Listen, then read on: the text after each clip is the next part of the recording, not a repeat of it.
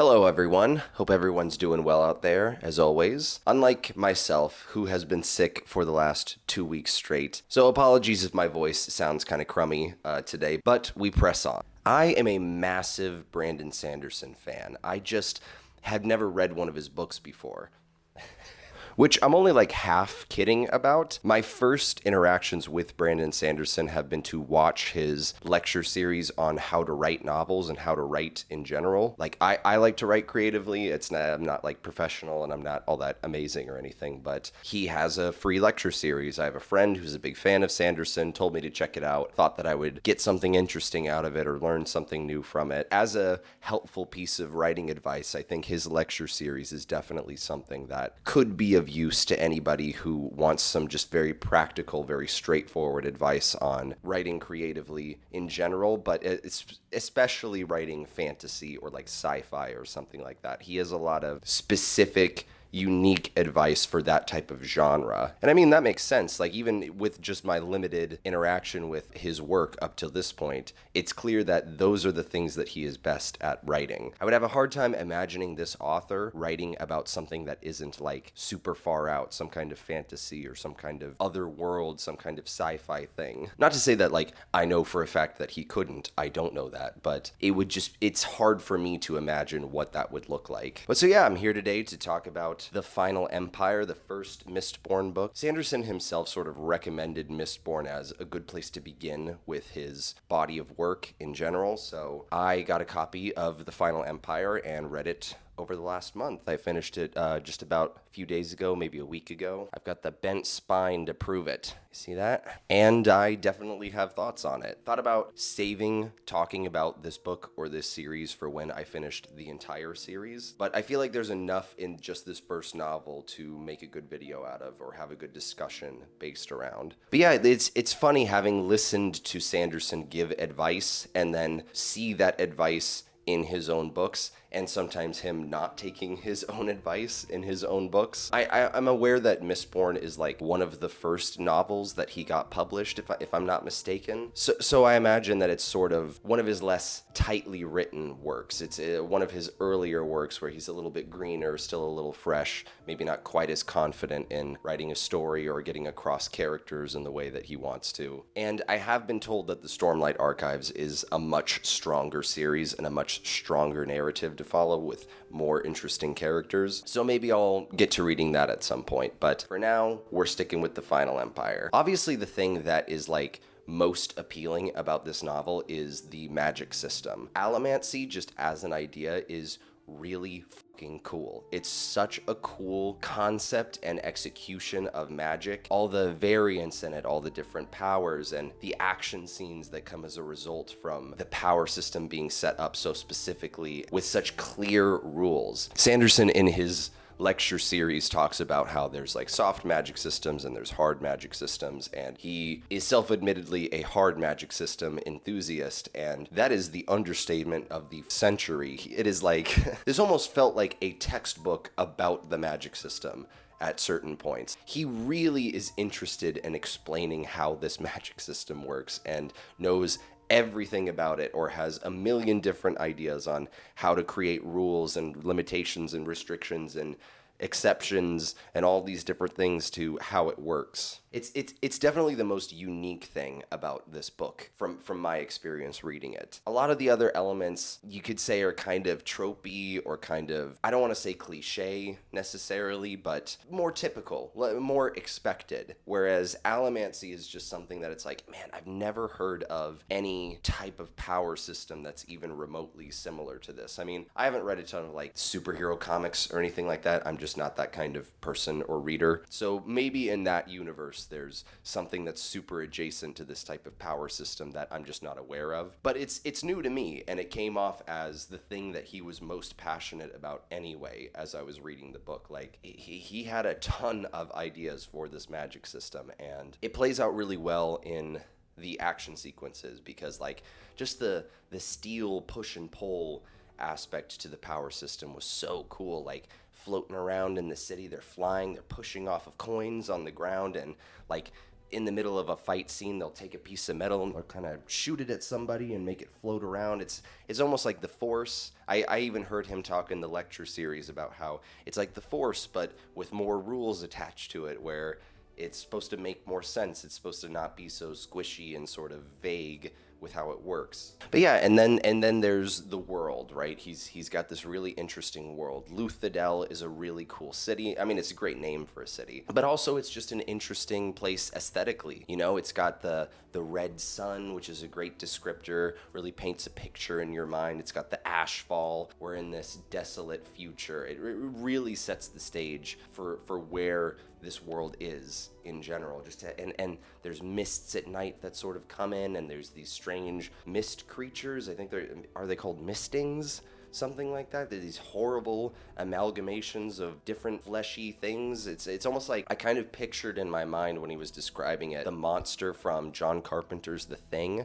If any of y'all have seen that, or like at the end of the video game Inside, the kid like turns into this fleshy amalgamation of different limbs and body parts and stuff like that. That description just made me think of those two things. But so yeah, it's an aesthetically interesting place. I think the ash works. I think the mist works. I think it creates this sort of moody, almost cyberpunk dystopian sort of feel. In fact, the whole book, I know that it's fantasy, but there are elements of it that feel sort of science fiction at times, as opposed to fantasy. There's not like a bunch of gods and spirits and supernatural, ethereal things. The magic system almost feels, it's such a hard magic system with so many like definitive, concrete rules in it that you can almost be forgiven to imagine that it's some form of science in this world. It follows such specific rules that it doesn't feel as mystical, magical, supernatural as like other forms of magic that I've read about in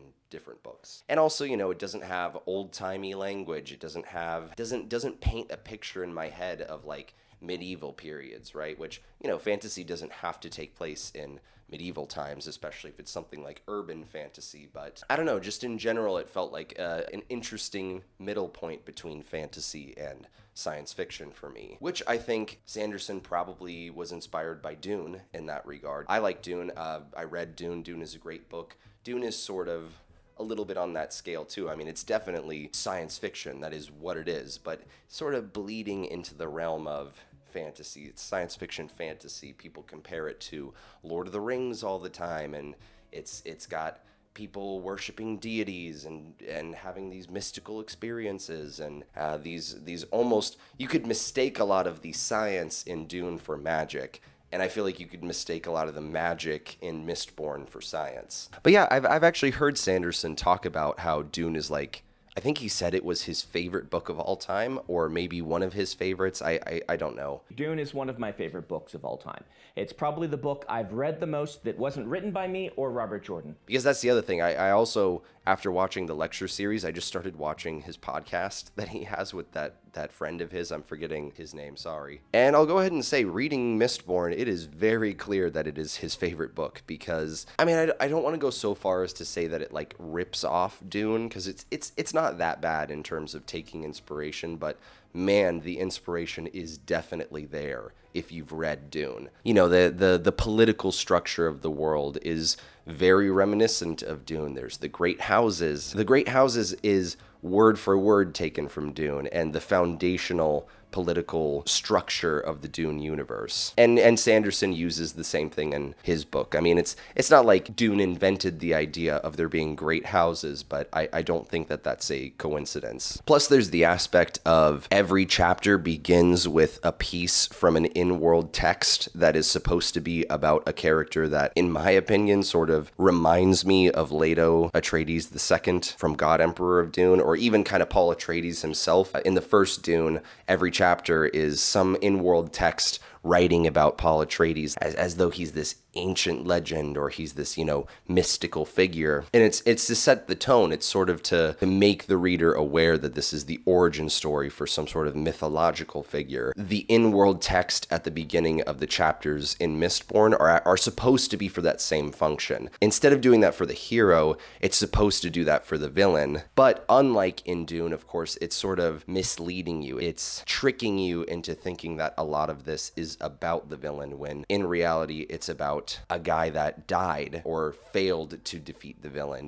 It's this big twist at the end of the book that who we've been reading about this entire time isn't actually the Lord Ruler. He is a guy who failed to do something that the Lord Ruler ended up being the one to do, or something like that. The first book sort of leaves a big empty space in the lore of the world at that point, which I found kind of frustrating as a reader. I mean, I understand it's meant to make me want to read the next book and get the answer to that question, but I don't know, I kind of had that question the entire time this book, and it just felt like a lack of payoff to have that sort of pushed off. I mean, we did get some answers. We did learn about this twist where the Lord Ruler wasn't this guy that we've been following all along. It was this other guy that we were learning about along the way, and it was satisfying to have that moment of a twist and to have it click into place kind of like that. But I don't know. I wanted to know more. I wanted it to make sense more. What the heck happened? Because I still just don't feel like I understand this world very much. I read the entire book, but it's like the Well of Ascension, like what? And why are there these weird flesh creatures? And where are these powers coming from? Like what are these powers? Like what is happening with any of this? Why is any of this happening? And I'm sure, that sense of mystery probably to some people is what was interesting and like made them want to keep reading. But for me, it's just a little frustrating to have read the 600-page book and still feel like none of the major mysteries that were given to me sort of from the beginning were answered. Another big Dune-inspired thing is that he has a line in the book about plans within plans or something like that. It's like almost word for word one of the most famous quotes from Dune about plans within plan. Man, you're almost just straight up ripping off this Dune quote, which is fine. He's taking inspiration from his favorite book to make this book, so I understand that. It was just interesting as somebody that read Dune, and not just Dune, but like I read up to God Emperor of Dune. I got so bored with the Dune series by the time I reached God Emperor. Like, if everybody, whoever loves the whole Dune series, that's awesome. Like, no hate, whatever. I'm glad you enjoy it. But for me, once it got to God Emperor of Dune, I just got so bored with the philosophizing. Like, it was just, it wasn't even a story. It was a half philosophy, half fiction book at this point, where it's like, it felt like a college undergrad taking mushrooms and smoking weed and then talking about his feelings on philosophy, man, for like 1,000 pages. I think I would have liked it if they had made it an actual story that was way more compelling, and I think it would have made sense to make God Emperor of Dune from the point of view of the girl that is trying to overthrow Leto, the God Emperor, which, funny enough, I almost feel like is where the idea for Mistborn came from. God Emperor of Dune is about this, like, sort of Spitfire girl character. She's like a descendant of Paul Atreides, or the Atreides line, whatever, and she has ambitions to overthrow the God Emperor, who is supposed to be this omnipotent god force that is, like, unstoppable or whatever. And it's like, I mean, that's kind of basically exactly the setup of the Final Empire. It's sort of the same thing. And in that sense, I really appreciated what this book was doing. I think it is a good idea. It's a fundamentally solid idea. But yeah, so the story follows, obviously, Vin. Vin is the street urchin character who is a Mistborn. She's the special person, right? And she has these magic powers that she didn't know about, and she gets picked up by this really charismatic, awesome, amazing mentor character who whisks her away and teaches her all about her new powers and gets her mixed up in this whole heist, whatever, plan to overthrow the Lord Ruler. She meets all of these interesting thieves along the way, the members of this crew. We have characters like Breeze, Ham, Clubs, I think it was, and then he had the little guy Spook, and Sazed. Sazed was easily my favorite of these side characters, besides Kelsier, if you're counting Kelsier as a side character, but I don't. I think Kelsier is the secondary protagonist of the story because, I mean, it literally starts from his perspective, and we're constantly jumping between his and Vin's perspective. There is, like, one other character that is a perspective character briefly, Eland Venture. This happens so late in the story. I almost feel like he's setting us up for that character to be a perspective character maybe in the next book, but I don't know. I guess I'll find out when I finally decide to read that book. But yeah, we start off with Vin. She's a street urchin. She is working with thieving guilds to sort of try to rob the nobility of this world. I didn't even mention really the whole class dynamic, right? There's the great houses who are the rich people, the important people, the ones with any rights, wealth, or dignity at all. And then there's the ska. The ska are the slaves, the subhumans, the people that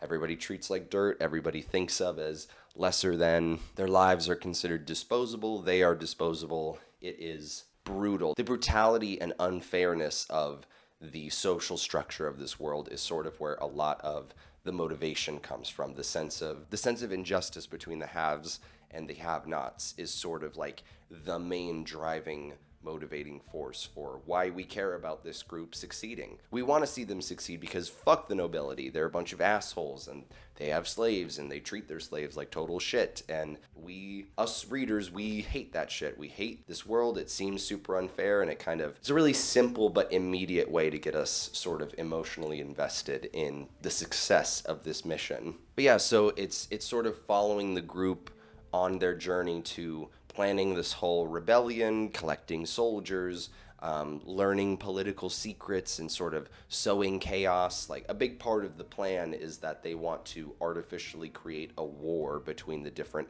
great houses as a distraction so that they can have a good shot at going at the Lord Ruler and killing him. But part of it is that it's like this big mystery that he's immortal, the Lord Ruler, and nobody knows how you're supposed to be able to kill him, and Kelsier doesn't know how you're supposed to be able to kill him, but he convinces the group to go along with the plan anyway, and that he'll figure something out at some point. And I think he does a good job of convincing the reader that he is going to figure out a way, or that there's a chance, and because he convinces us, it makes sense that he convinces the crew. But yeah, so Vin is a Mistborn, which is like a rare person in this world that can use all of the powers of Allomancy. She can ingest all these different kinds of metals and use them to do these different types of things, these different powers. There's, she can fly around, she can move metals, she can manipulate people's emotions with certain metals, she can hide her powers with metals, she can detect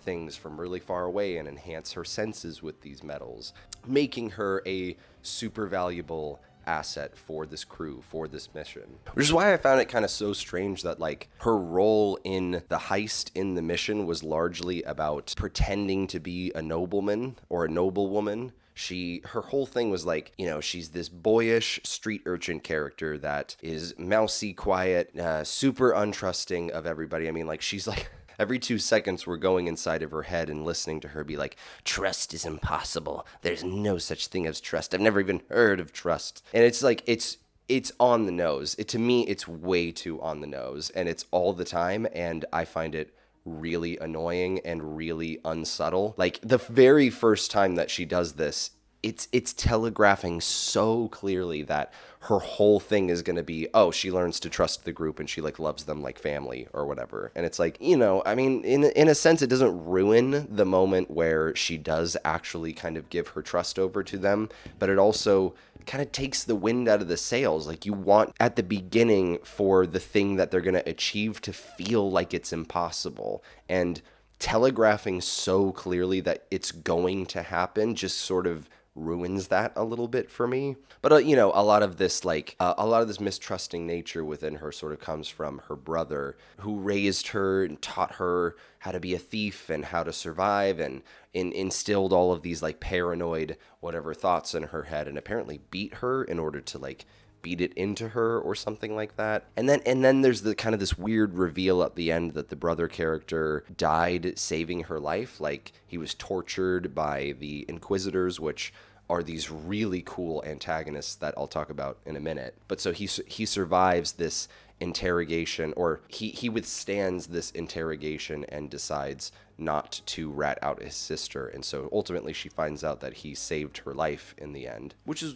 kind of cool. I mean, like, it was unexpected because we've been set this character up as being such a bastard the entire time, that to learn this good deed that he did added a layer of complexity to this character. Makes me want to know more about what happened with him. Which, by the way, I want to make a prediction right now because I haven't read the second book, but Vin talks about her mother a little bit in the book, and Vin said that her mother was insane, that she went crazy, and that she tried to kill her kids. And I don't think, like, it wasn't explored all that in depth, and so I'm thinking that this was said in order to set something up in the future, that there's going to be some kind of twist. Like, there was even a line that was really specific. Vin's mom apparently said something about Vin being a queen or something like that, and it's like, oh, like that made alarm bells go off in my head, and I'm like, oh, this is referencing something. He's got something planned, I think, with this mom character and like what her actual story is that he's just not letting us in on right now. At least that's what I am guessing. I don't know if that's true. I, again, still haven't read the next book or the one after that, but if there is nothing to it, it was really strangely put. That's how I'll say it. Like, I would be surprised if nothing came of it with the way that he wrote about it and the way he said it. Again, he is a little heavy-handed with the telegraphing.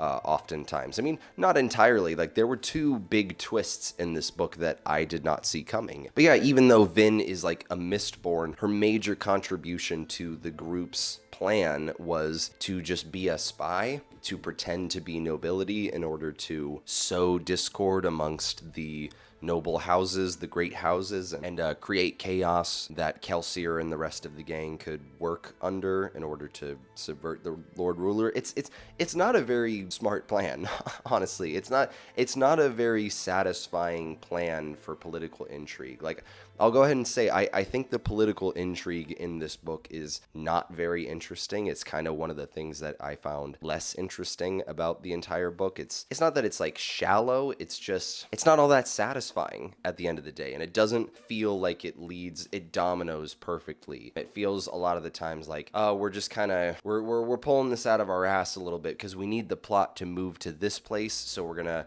make this explanation that feels not totally accurate or not totally satisfying, at least to me, especially after reading something like Dune, or you read stuff like A Song of Ice and Fire or these types of books, and it's just like, man, the political intrigue in those books is fantastic. The subtlety of the interactions and like the foresight of all these moving parts, it works so beautifully, but everything is just exceptionally simple in Mistborn. It's like she goes to the parties, and I mean, honestly, her role in this whole heist, this whole mission just feels so unimportant and irrelevant until the moment that she becomes the most important member of the group, which is just when Kelsier dies, which I will talk about in a bit. Even though I didn't love the political intrigue, and I didn't think that it made sense that this was a very important thing for her to do, especially her specifically, because it's like, this is the street urchin character that like was super boyish and very, very, very not the type of person that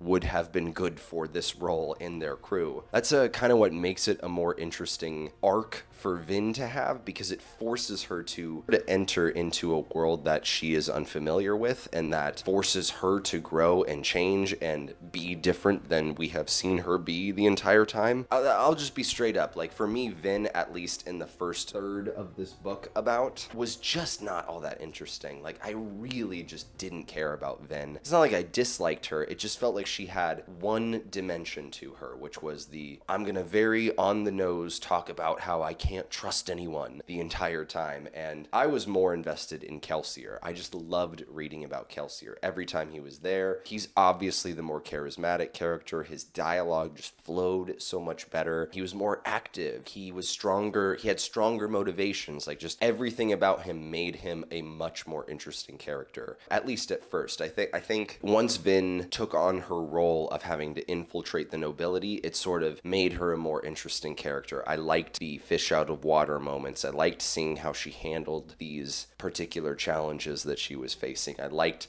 seeing her come into motivations of her own. Like, I liked that she started to like the fabrics. She started to like the dresses. She started to like the perfumes that they were giving her and the beauty of the things that she was seeing. She started off as this, like, really fucking tortured, like, excessively pessimistic and negative character that, like, it just felt good to see her, like, start to like things, start to enjoy things, start to imagine a better life for herself, develop a crush on Eland Venture that turns into love that is like way that's one thing again that I don't like about this book is the romance is good. I really actually liked all the scenes with her and Elend or Eland.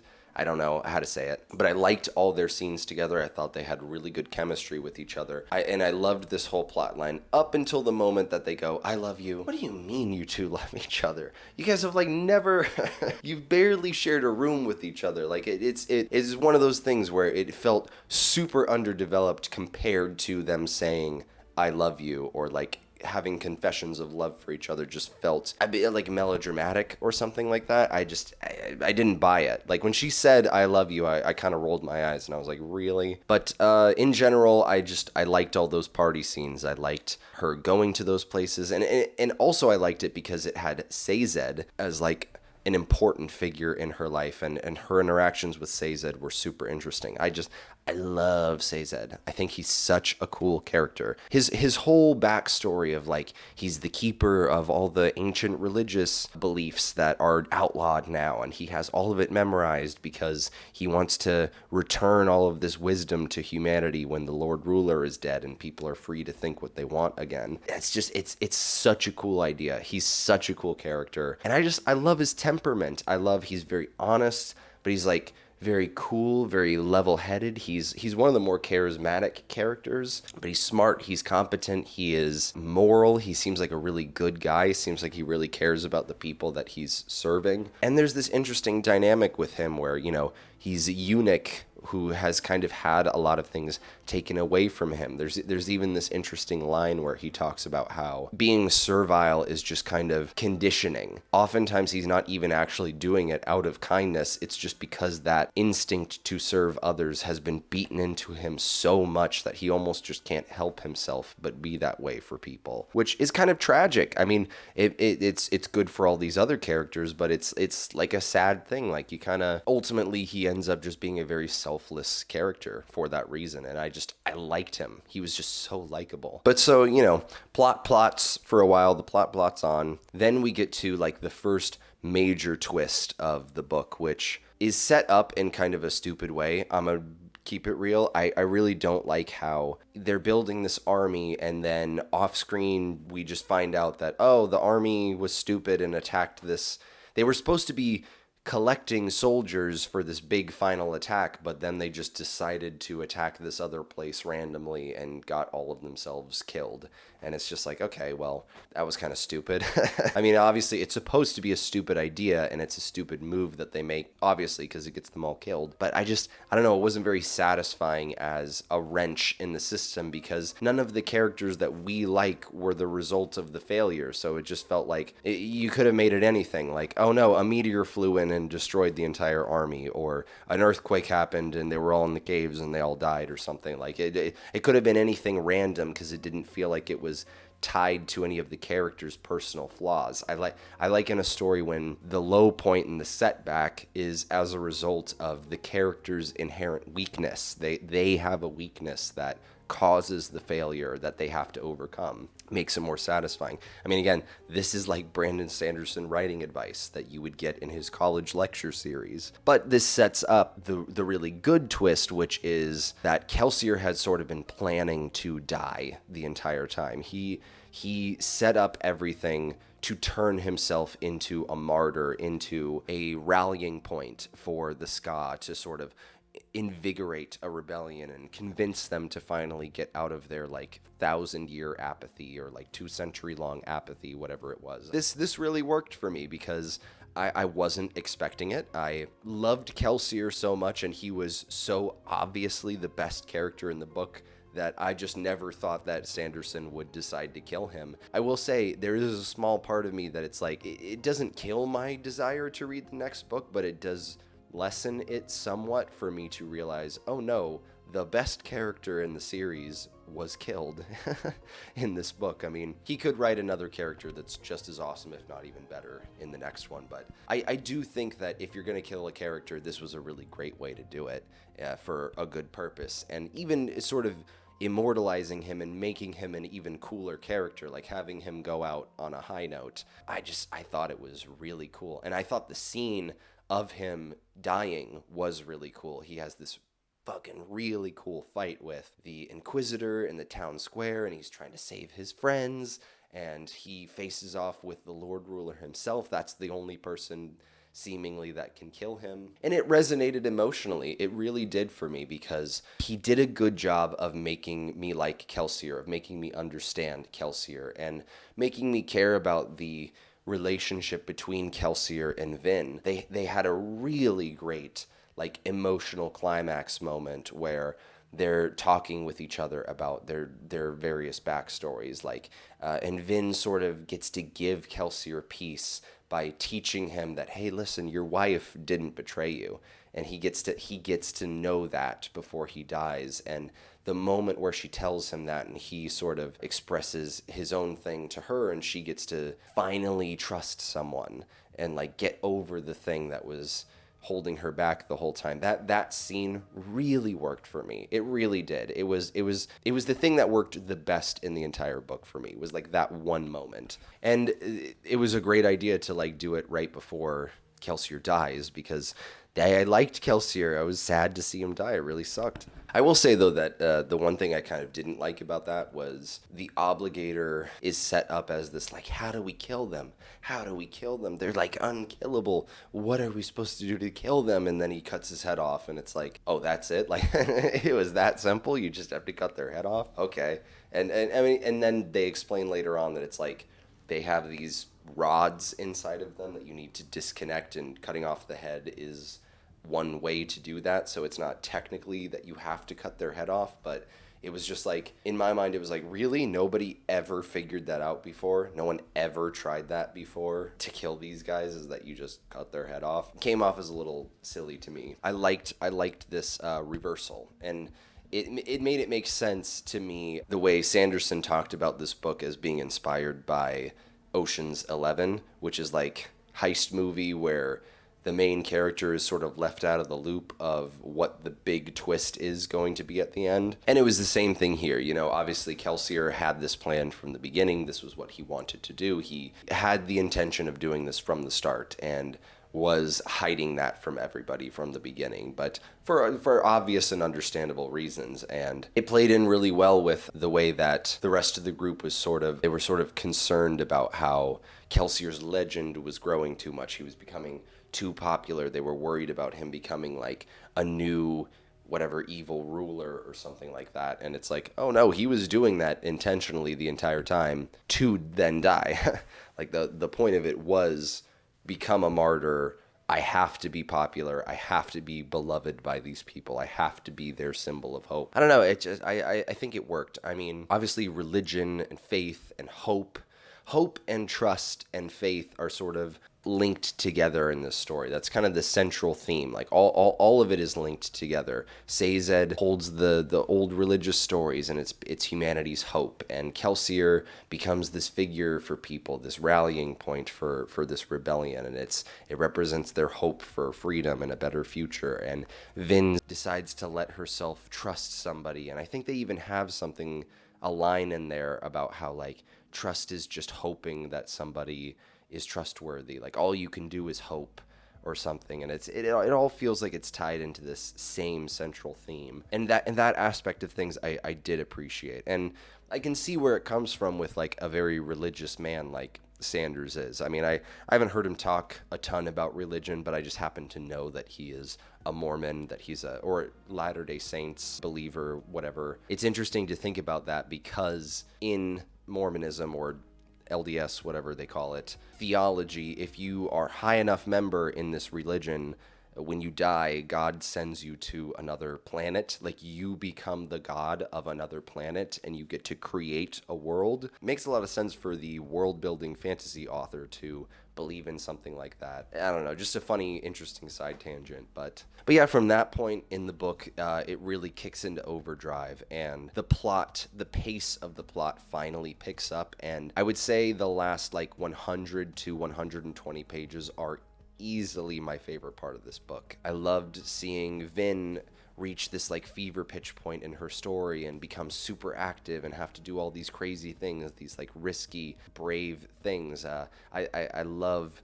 the like final fight scenes that she gets to have, and I love seeing the Inquisitors and the Lord Ruler in the end, and the 11th Metal and how that sort of plays into what she's trying to do in the story, and the way that Marsh comes back. I didn't even mention Marsh before, but that's Kelsier's brother. You think that he died earlier, but really he's still alive, and he becomes an Inquisitor. So he's like one of these Inquisitor characters, but he's like a hero, and he's helping the main characters, which is, I just thought was really cool.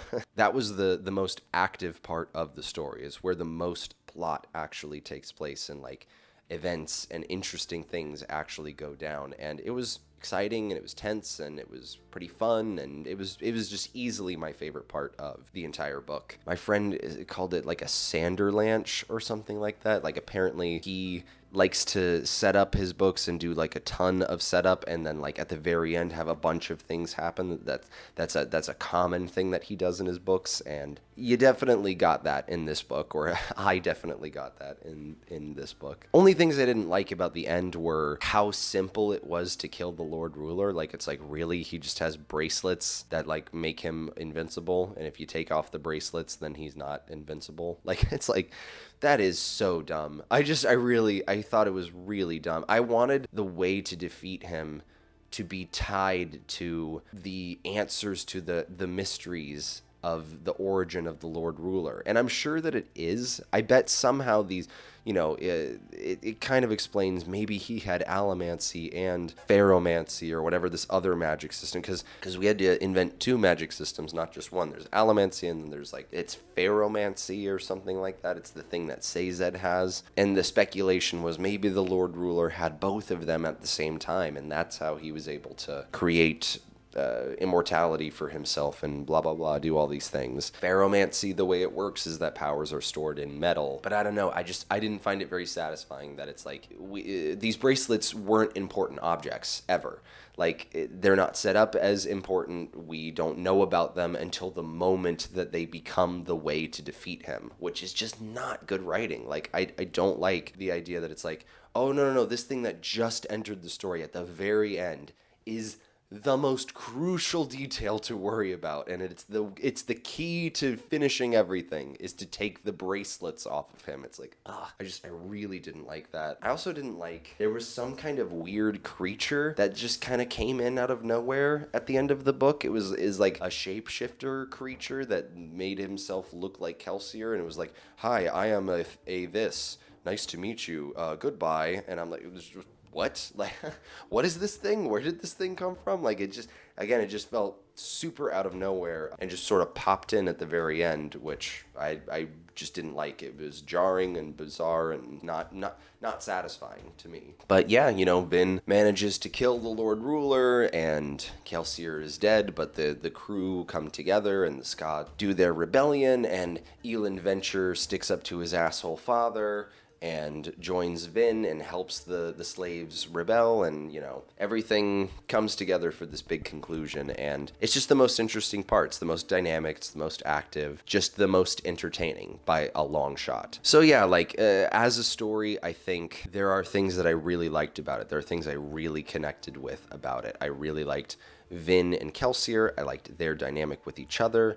I liked the dynamic between Elend and Vin. I mean, obviously I have that thing about how annoying it is, the change to them saying I love you so randomly, but apart from that, if they hadn't have done that, it's a great dynamic, and it's a great relationship to read about. I thought the themes were really great, of hope and trust as like a means of hope, and faith as a type of hope, and all these different things. I thought that was emotionally impactful for me to read about, and I liked the magic, and I love the action. Like, of all the things that Brandon Sanderson like writes about in terms of just like pure entertainment value, I think my favorite thing in the book was the action. He is just so good at writing this action. Like, I had such a clear picture in my head at what he was describing, what he was getting at in every single action scene, and I could picture it so clearly, and it was just really cool. It was fun. It was just so fun to read about. Every time one of those scenes happened, I was really enjoying myself reading it. But unfortunately, I kind of had some major issues with this book that really prevent it from being something that I can say that I really loved or enjoyed exceptionally. You know, like the things that I've been mentioning along the way, but really the big thing for me that is just like, to me, it's just it's indefensible for this book is just the amount of time that he spends expositing about the magic system of this world and like the political system and everything else. I swear to God, this book, it's a 600-page book, and like 300 pages of the book is exposition about the magic system. It is just way too much exposition. It was such a slog getting through all of this exposition, all of this description of the magic system. And it's not like it wasn't doing it in a way where it's like we're learning as the story is moving. It's like, no, we stop everything, we come to a screeching halt, and then we spend 20 pages talking about Allomancy, talking about the way that the political structure works and the way that this other thing. We're just discussing how the world works so often instead of being in a scene where stuff is happening, and that's how we learn about things. Like, I really don't think we needed to have as many descriptions about Allomancy as we had in this book. I think a ton of it could have been expressed and explained as the story progressed, as we were moving through the events of the story. Yeah, I don't know. I mean, if I'm just being honest, the amount of exposition made the middle half of the book just really not enjoyable to read. Like, I struggled to get through it from about the first third to the final third point. That middle third, I was just, oh my God, it was a slog. I mean, it's not like there weren't parts that I enjoyed in it or during it, but just every time that, like, I would laugh every time that it's like, oh my God, we're stopping again to do more exposition. Like, it's just never ending with this book. It's just so constant. And yeah, the pace just wasn't very good in that regard. I'd also say that, you know, a lot of things are super on the nose, and a lot of things are driven by tropes. Like, when you listen to Sanderson's writing advice, he gives advice that, I don't want to say it's not like right by numbers, but it is very, he's conscious of these tropes, and he's playing with them, and he's encouraging people to use them in their own writing, and it feels that way in this book to me. There's a lot of one-dimensionality to certain characters, but just, you know, the whole, like, I'll never trust anyone. I'll never trust anyone. I'll never trust anyone. She's gonna trust them? Yeah? You think that's what it's gonna be?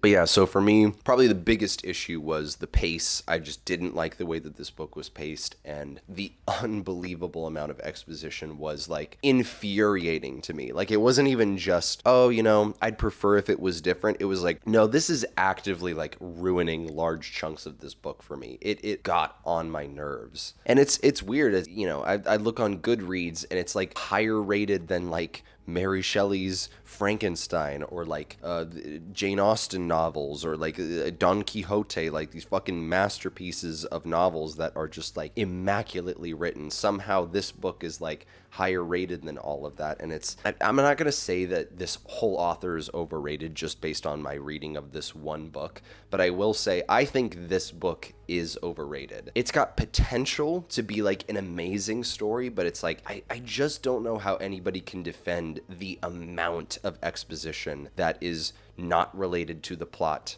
that is being dumped constantly in this story. I really don't understand how anybody could argue that that's good writing, or that leads to a satisfying reading experience, as well as the pace. Like, it's just, I don't see how anyone could argue that this is a well-paced book. I don't think it is. I think it's a slog that turns into a really great sprint at the very end, but just the slog part is like, it almost made me put the book down and not finish it. I'll put it that way. And then, yeah, just like as far as prose goes, right? Like, I think people overstate. It's not like these are terrible prose. I will say though that I just think, people talk about readability. It's you would want the words to be super smooth for it to be like this thing where like you almost forget that the page is in front of you and you're just flowing with it so much that it's like you've even forgotten that you're reading something. You'll kind of notice at a moment like, oh right, I'm reading and there's the words, and the words disappear in the best prose styles and the best language from certain writers. Like writers that have a high readability style is something that just really appeals to me and is something that's very important to me in like super enjoying a book. I like people who can have an interesting turn of phrase, who have a special way of expressing themselves, or they get a voice that is so familiar that it just flows naturally and you stop thinking about the fact that you're reading a book and you're just taking it in. To me that's a really important part of an author or a book or a novel or anything like that. And while it's not like bad, it's not like horrible, it's not like wading through concrete or something like that trying to get through the prose of this book, but it is kind of to me like wading through syrup or something like that. Like instead of being super smooth, it's like kind of sticky and like dealing like there'd be moments where I'd have to go back, and you just become too aware of the words, you become too aware of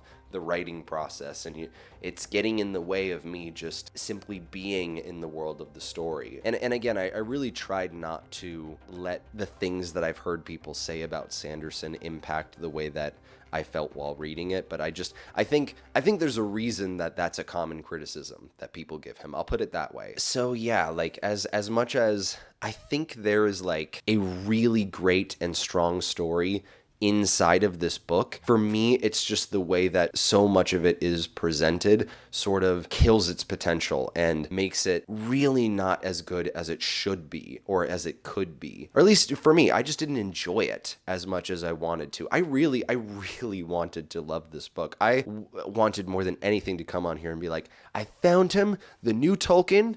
Here he is. He's the greatest guy of all time. He's Mormon instead of Catholic. We praise the Lord. But yeah, I wanted to love this, and instead I almost didn't like it. I think at the end of the day, I still like it. There were so many things that got in the way of me enjoying this book that I'm genuinely kind of surprised by how highly regarded this book is. I mean, I get the feeling maybe it's people are really big fans of Stormlight Archive, and so they gain an attachment for this writer, they gain a sort of affinity for his style in general, and so they're just kind of more forgiving of these types of things coming from him because they know him, they know his world, they know what to expect. And if you're able to ignore these types of things, maybe the experience is super solid for people. But like, I mean, just the book, the rating I saw on Goodreads, it's like, this is not that good a book. I will die on that hill. It is not that great. Like, it's like as high rated as like Lord of the Rings or something like that. To me, that is crazy. And funny enough, like, I know that there was supposed to be a movie of this book that got canned, that like we found out in January or something like that, got scrapped altogether, which I think is a real shame because I actually think that this story would make a better movie than it does a book. Basically everything that I don't like about the book is something that wouldn't work in a movie. So it's like all this ridiculous overkill on exposition dumping couldn't be in a movie. They would never be able to get away with that in a movie. You have to have like super efficient storytelling in a movie. So they would have to strip everything back and just go with the plot points, just go with the story as it is without all of this expositing and this exposition dumping and all this shit. And I think it would work better. And it eliminates the super on-the-nose internal monologue that I don't like from Vin. You couldn't do that in a movie. You would just have to have her thoughts be expressed through doing something or through looking a certain way or something. It